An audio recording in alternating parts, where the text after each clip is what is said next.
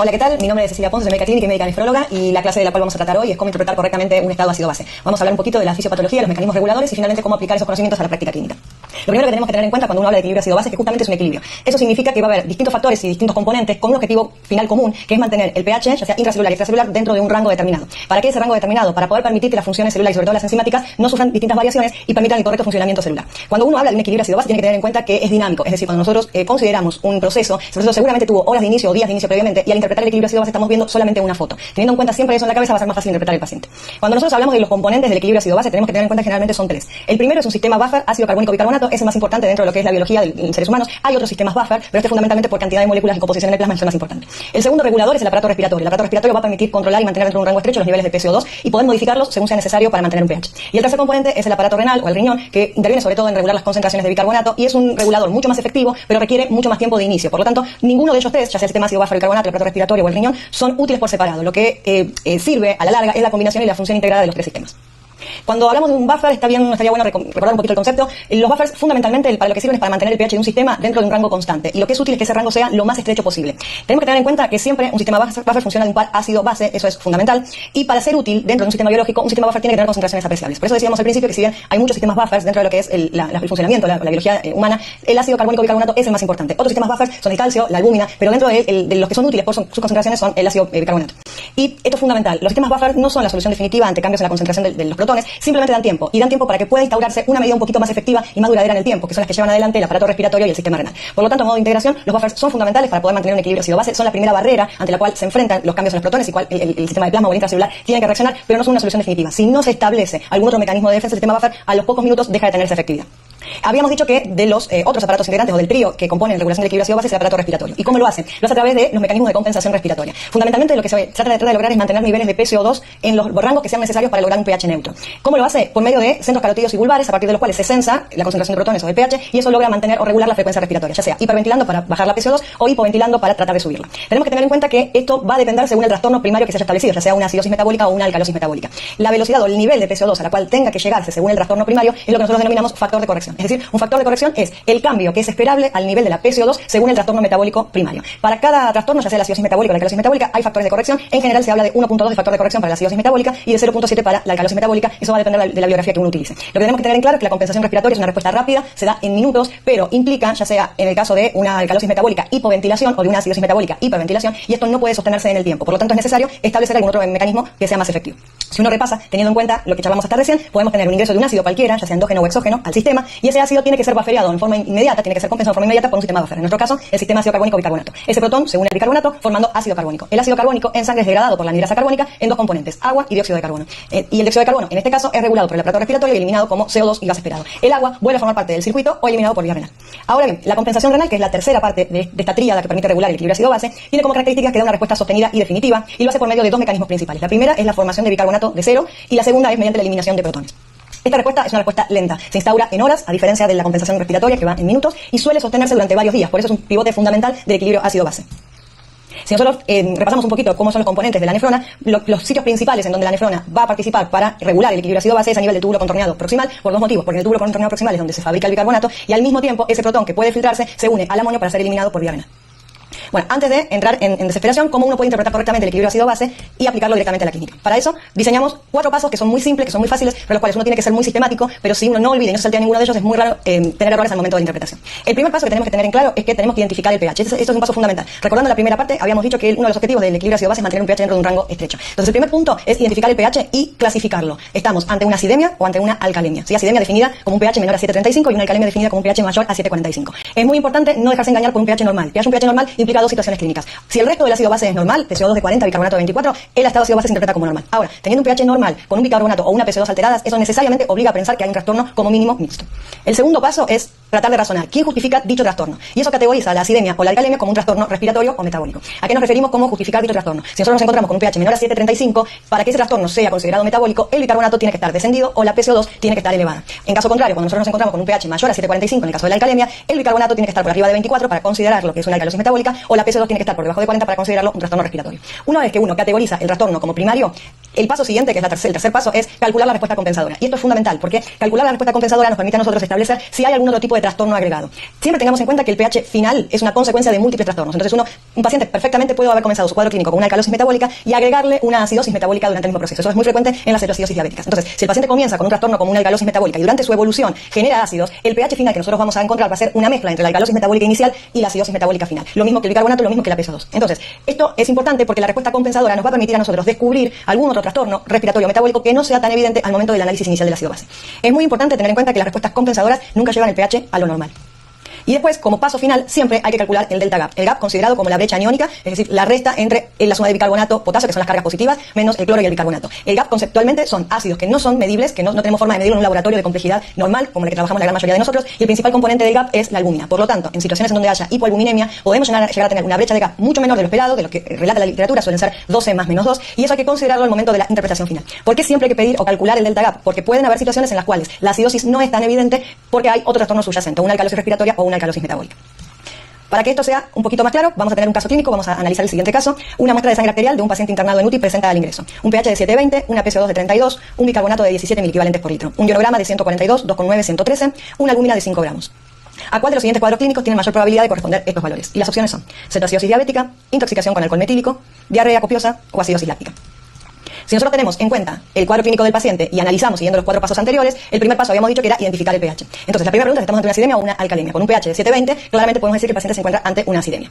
¿Quién justifica el trastorno? Entonces, para poder justificar dicho trastorno, para poder categorizarlo como respiratorio o metabólico, lo que tenemos que ver es cuál de las dos variables, ya sea PSO2 o bicarbonato, justifican el pH del cual estamos hablando. En este caso, el descenso del bicarbonato justifica un pH de 7,20, porque el descenso de la PSO2 debería traer como consecuencia una alcalosis respiratoria. Entonces, teniendo 7,20 de pH y 17 de bicarbonato, podemos clasificar el trastorno como una acidosis metabólica.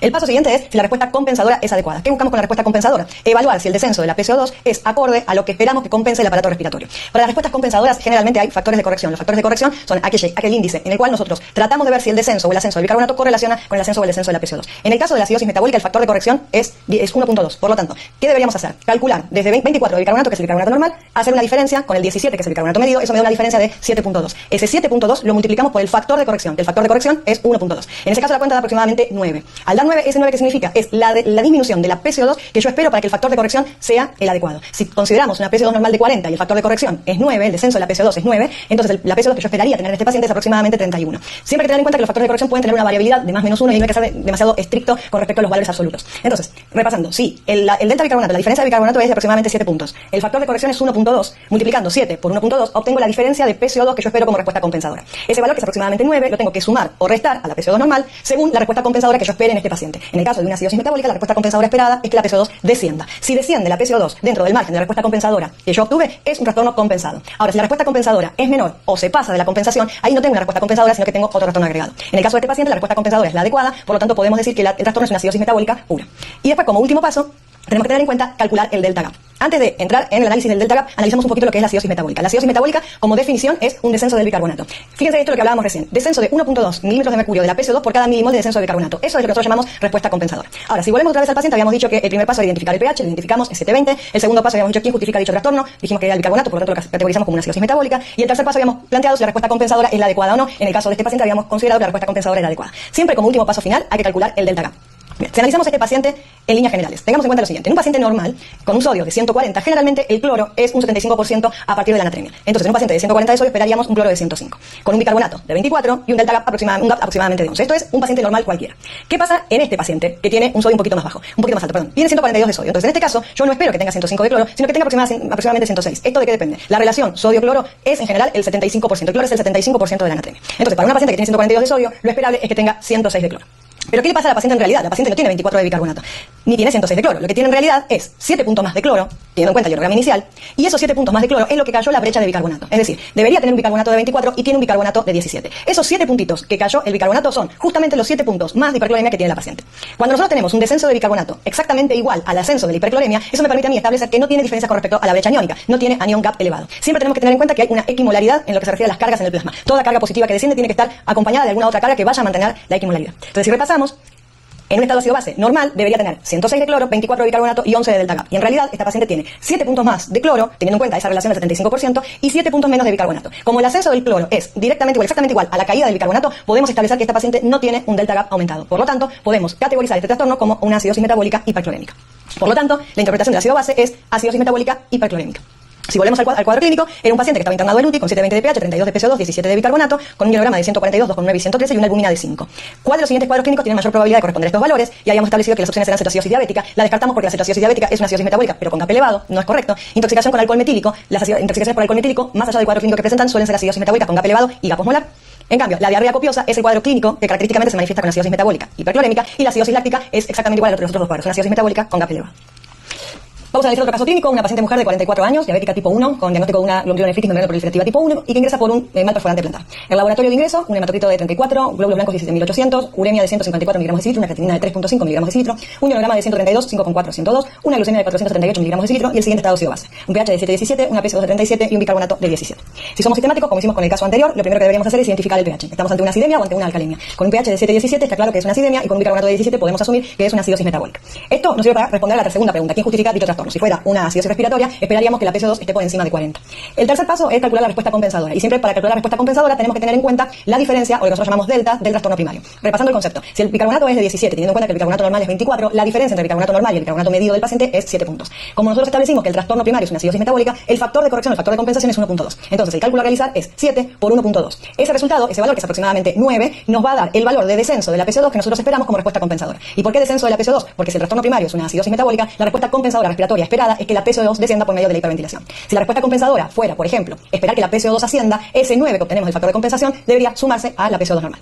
Volviendo a la paciente, en el caso de que nosotros tenemos una acidosis metabólica como trastorno primario, 7.2 de diferencia de delta bicarbonato, 1.2 como factor de corrección con un delta de PCO2 de aproximadamente 9, en la PCO2 esperada, en este caso en la paciente, sería 31. Pero si vamos y comparamos con lo que medimos con esta paciente, cuya PCO2 es 37, estamos viendo que la diferencia entre la PCO2 que yo espero que tenga la paciente y la PCO2 real que tiene la paciente es bastante significativa su diferencia. Entonces, en este caso, podemos decir que la respuesta compensadora no es adecuada e incluso compensa menos de lo que debería compensar. Como la PCO2 no desciende lo que debería descender, eso es lo mismo que la PCO2 ascienda en situaciones en las que debería estar normal. Por lo tanto, ese trastorno, esa falta de compensación hacia una PCO2 más elevada de lo que debería tener, se lo denomina acidosis respiratoria. Y es por eso que el pH de esta paciente está más bajo en comparación al pH del caso anterior. ¿Por qué? Porque la PCO2 no descendió lo que debería descender y como no desciende lo que debería descender, se lo considera otro trastorno agregado. Entonces, la respuesta al paso 3 o la pregunta 3 es que aparte de la acidosis metabólica que tiene la paciente, tiene una acidosis respiratoria porque su respuesta compensadora no es la adecuada.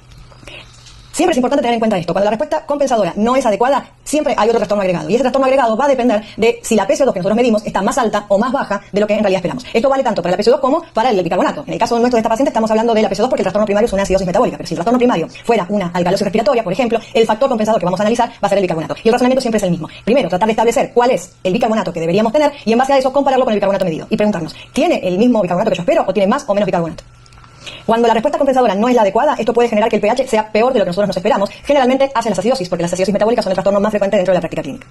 Si volvemos otra vez al ejercicio, a la paciente con el mal perforante plantar y repasamos otra vez los 4 pasos, ya identificamos el pH menor a 7,35, el trastorno lo podemos calificar como una acidemia.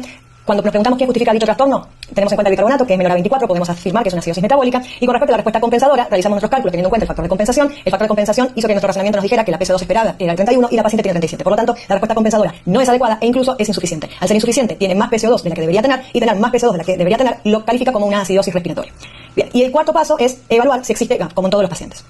Si volvemos a la misma tabla comparativa, las líneas de barras comparativas, volvemos a repasar. En un caso normal, con un sodio de 140, habíamos dicho que el cloro es el 75% de ese valor. Por lo tanto, para 140 de sodio esperamos 105 de cloro, con un bicarbonato de 24 y un GAP aproximadamente de 11. Esto es en un caso de normalidad con albúmina normal. Pero en el caso de esta paciente, que no tiene 140 de sodio, sino que tiene 132 de sodio, realizando los cálculos del 75%, su cloro esperado no sería 105, sino que su cloro esperado sería 99. Pero la paciente no tiene 99, sino que tiene 102 de cloro. Entonces, ante esta situación, que vemos que en realidad la paciente tiene cloro más elevado de lo que realmente tiene que tener, podemos establecer que esa diferencia entre el cloro que debería tener y el cloro que tiene es de 3 puntos. Más delta 3 de cloro. Y el bicarbonato no es de 24, sino que en realidad es de 17, por lo tanto la diferencia de bicarbonato es de 7 puntos. Entonces, parados en este aspecto, en este punto, nosotros podemos ver que el descenso del bicarbonato de 7 puntos se acompaña por un ascenso del cloro de 3 puntos. Comparando con el caso anterior, el descenso de 7 puntos de bicarbonato estaba acompañado de un ascenso de 7 puntos de cloro y mantenía la electroneutralidad. Pero que en este caso, que el descenso de 7 puntos de bicarbonato no está acompañado de esos 7 puntos, sino que solo de 3 puntos de ascenso de la hipercloремia, el resto de las cargas negativas que se perdieron tienen que estar acompañadas de unas cargas negativas que tienen que cubrir esa brecha. Y como de cloro son solo 3 puntos, no queda otra opción que el GAP sea quien vaya a cubrir esa brecha con una diferencia de 4 puntos. El concepto es que para cada descenso de bicarbonato tiene que estar perfectamente perfectamente explicado si eso descenso de bicarbonato es por ascenso del cloro o por ascenso del GAP. En el caso anterior teníamos exclusivamente ascenso del cloro para justificar ese descenso de bicarbonato. En este caso tenemos un componente mixto. Parte de ese ascenso está justificado por el cloro y parte de ese ascenso está justificado por el delta GAP. Entonces, considerando las respuestas a las preguntas 2, 3 y 4 de los 4 pasos para la interpretación del estado ácido-base, nuestra interpretación en el caso de esta paciente es una acidosis metabólica mixta con acidosis respiratoria. ¿Por qué hacemos hincapié en la acidosis respiratoria? Porque no tiene una buena respuesta compensadora, que eso es la parte fundamental del análisis del equilibrio ácido-base.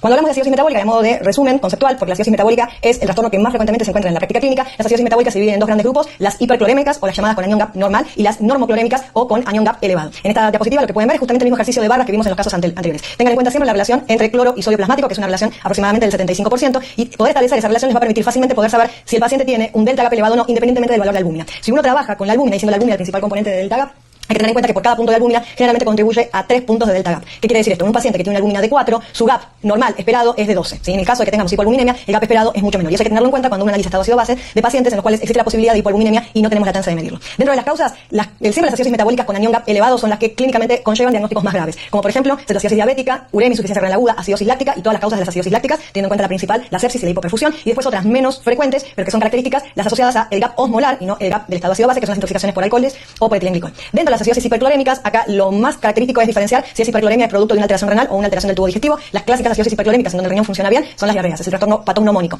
Ahora, en el caso de que tengamos una acidosis metabólica hiperclorémica que no responda al aporte de solución fisiológica, ahí lo que hay que considerar son las acidosis tubulares renales, en donde hay un déficit en la formación de bicarbonato o en la excreción del amonio. Signos y síntomas de las acidosis metabólicas son bastante claros. Lo más importante es dentro de lo que es aparato cardiovascular. Generalmente se dan cuando los pH ya son menores a 7-10, pero sobre todo con disminución del flujo cardíaco, hipotensión arterial, incluso pueden comprometer la contractilidad del miocardio. Algo característico siempre descrito que no es tan frecuente de ver hoy por hoy es la hiperventilación o el patrón respiratorio patognomónico de la acidosis, que es la respiración de Kuhn-Maul, y eso no siempre está claro de ver porque depende más del volumen corriente que de una frecuencia respiratoria. Después, dentro de otros trastornos que pueden estar asociados, sobre todo la hipercalemia y sobre todo cuando esa acidosis metabólica es hiperclorémica.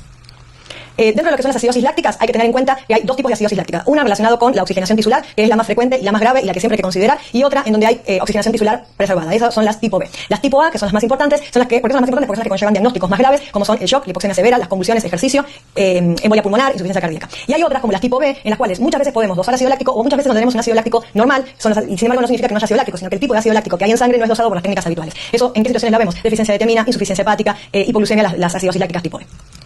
En el caso de cetoacidosis diabética es un trastorno patognomónico y es un trastorno clásico de lo que son las acidosis con GAP. Hay que tener en cuenta a modo general que la fisiopatología por debajo de la cetoacidosis diabética es deficiencia de insulina, y para poder mantener los niveles de glucemia en valores adecuados se necesita generar ácidos grasos, más que ácidos grasos, cuerpos cetónicos, para poder mantener una producción normal de glucosa. Este déficit de insulina es lo que genera en este tipo de pacientes, no en todos, generación de cuerpos cetónicos, y esos cuerpos cetónicos son los que se valoran o se miden como delta GAP.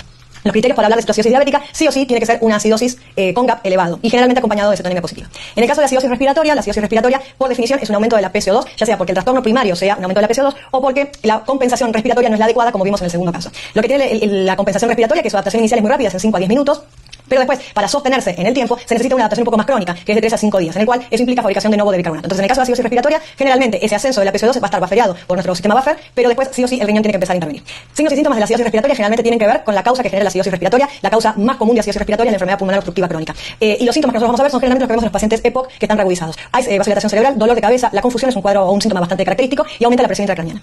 El resto de los síntomas ya tienen que ver más en relación con el pH que con el nivel de PCO2. Siempre cuando uno está delante de una acidosis respiratoria y obviamente como su concepto lo implica, hay una alteración en la regulación de la PCO2, es decir, una retención de la PCO2, hay que valorar dos grandes aspectos. Primero, si esa retención de PCO2 tiene que ver con el aparato respiratorio o tiene que ver con una sobrecarga. Fundamentalmente tiene que ver con alteraciones en el aparato respiratorio e implican hipoventilación pulmonar. Entonces, cuando implica hipoventilación pulmonar, hay que buscar el porqué. Eso es porque tenemos una enfermedad EPOC, que es una de las cosas más frecuentes, pero también puede haber una hipoventilación acompañada de hipoxemia por otras causas, como por ejemplo accidentes cerebrovasculares, anestesias, sobredosis de sedantes, etc. Siempre hay que tener en cuenta este trastorno, esta condición de hipoventilación, e ir a vigilar puntualmente los niveles de la PO2. ¿Cuál es el protocolo de manejo de una acidosis respiratoria? Lo principal es determinar si el paciente está en insuficiencia respiratoria. Y si el paciente está en insuficiencia respiratoria, uno actúa en consecuencia. En el caso de que el paciente no esté en insuficiencia respiratoria, el paso siguiente es valorar la causa. En el caso de las alcalosis respiratorias, la fisiopatología es lo inverso. En las alcalosis respiratorias tenemos un descenso de la PCO2. Un descenso de la PCO2 va de la mano con hiperventilación. Y entonces hay que averiguar la causa de la hiperventilación. Ahora, ¿cuál es la respuesta compensadora inicial? La inicial es la del sistema buffer bicarbonato y no bicarbonato también, que es una respuesta inicial en 5 a 10 minutos, y se producen ácidos. Esto es algo bastante característico y llamativo que lo tenemos que tener en cuenta, porque puede haber producción de acidosis láctica, pero no como trastorno primario, no como una acidosis metabólica con GAP elevado, sino que es una respuesta compensadora. La adaptación crónica y final se da con el correr de los días, implica una intervención del riñón, obviamente, y genera o obliga al riñón a disminuir la acidificación, es decir, a disminuir o tratar de no hacer lo que el riñón hace habitualmente para lograr retención de hidrogeniones en el túbulo contorneado distal. Los signos y síntomas de la alcalosis respiratoria, uno lo primero que tiene que tener en cuenta es que la causa más frecuente de la alcalosis respiratoria en el estado ácido base es el dolor que implica la toma de la muestra y la hiperventilación que hace el paciente unos minutos antes de la toma de la muestra. Siempre hay que tener muy en claro si ese ácido base y esa alcalosis respiratoria es real o es un error en el muestreo. Generalmente hay cefalea, hay un poquito de confusión o de mareos por la vasoconstricción cerebral. Hay ciertos cuadros que son fisiológicos, en donde la alcalosis respiratoria es fisiológica y el principal es en el embarazo. Por lo tanto, encontrar bicarbonatos de 18, de 19 en una paciente embarazada no implica una acidosis metabólica, sino que en realidad es una respuesta compensadora normal a una alcalosis respiratoria fisiológica. Siguiendo con alcalosis, pero en este caso alcalosis metabólica. La alcalosis metabólica implica un ascenso del bicarbonato. Esto es importante. ¿Cuál es el factor de corrección? ¿Por qué alcalosis metabólica? Porque es otro de los trastornos más frecuentes. El factor de corrección de la alcalosis metabólica es de 0.7. ¿Eso qué significa? Por cada milímetro de mercurio, por cada milímetro de mercurio de bicarbonato que asciende, la PCO2 tiene que subir 0.7. Es el mismo concepto cuando hablábamos de acidosis metabólica. En el caso de la alcalosis metabólica siempre hay que considerar dos aspectos. Primero, la fuente. Si la alcalosis metabólica es por un exceso o una ganancia de álcalis, una pérdida de protones o un shift de protones, que generalmente está asociado a hipocalemia. Y después el siguiente paso a considerar es la perpetuación, el modo de perpetuación, si es por disminución del filtrado glomerular o un aumento en la acidificación renal. Esto es lo que divide las alcalosis metabólicas en dos tipos: clororesistentes o clorosensibles. Generalmente las clorosensibles están asociadas a depresión de volumen, en cambio las clororesistentes no necesariamente están asociadas a depresión de volumen y no responden bien a la expansión con solución fisiológica. Para poder determinar si una alcalosis metabólica es clorosensible o clororesistente, generalmente lo que hacemos es medir cloros urinarios. En esta tabla lo que podemos ver es cómo podemos tratar de asociar, según el valor del cloro urinario, a la causa de esa alcalosis metabólica. Generalmente cuando tienen menos de 10 miliquivalentes por litro suelen darse por pérdidas extrarrenales y en los casos de las pérdidas extrarrenales responden muy bien a la expansión con solución fisiológica, como pueden ser vómitos, drenajes gástricos, la fase postdiurética del uso de diuréticos de asa, como es la furosemida, adenomas vellosos, etc. Ahora, cuando la excreción urinaria de cloro está elevada, generalmente eso tiene que ver con algún trastorno a nivel tubular. Y ahí hay que pensar dos opciones: o que estamos bajo el efecto, la fase diurética, de la utilización de diuréticos de asa, o ya pensar en otro tipo de trastornos como son el síndrome de Guittemann, Bartter, aldoteronismo primario, está asociado a hipertensión, etc. Signos y síntomas de alcalosis metabólica no son tan frecuentes en sí, pero sí lo que siempre hay que buscar cuando hay alcalosis metabólica es depresión de volumen. Generalmente cuando hay una alcalosis metabólica hay una depresión de volumen subyacente. Y el manejo de la alcalosis metabólica, en general, en líneas generales, en cualquier trastorno ácido base, el bicarbonato o el pH no es un objetivo de tratamiento, sino que el tratamiento es la causa, que es lo que está generando ese trastorno ácido base. En el caso de las alcalosis metabólicas, si suelen ser clorosensibles, responden muy bien a soluciones isotónicas de cloruro de sodio. Ahora, en el caso de las que son clororesistentes, hay que ir a buscar cuál es la causa. Y generalmente las clororesistentes se acompañan de hipocalemia, por lo tanto, el objetivo principal a manejar y a corregir es el trastorno del cloro.